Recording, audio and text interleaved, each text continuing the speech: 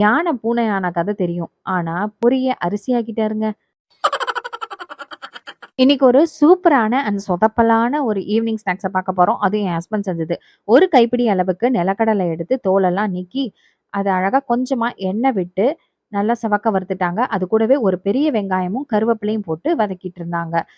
வெங்காயம் நல்லா வதங்குன உடனே ஒரு 1/2 தக்காளி மட்டும் எடுத்துட்டு, அதையும் அது கூட சேர்த்து வதக்கி விட்டுட்டு இருந்தாங்க.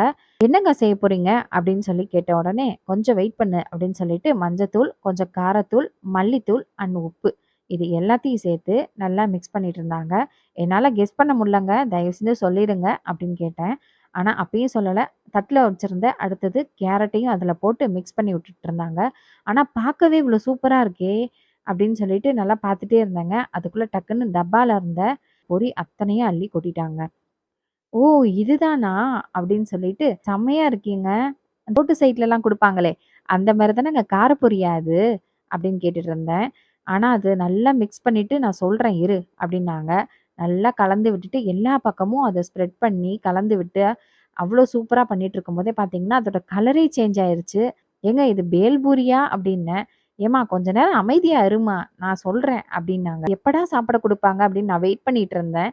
ஆனா பார்த்தா, "இரும்மா கடைசியா கொத்தமல்லி தூவிட்டும் தரேன்" அப்படின்னு சொல்லிட்டு, அந்த மனுஷன் அப்பயும் விடலங்க.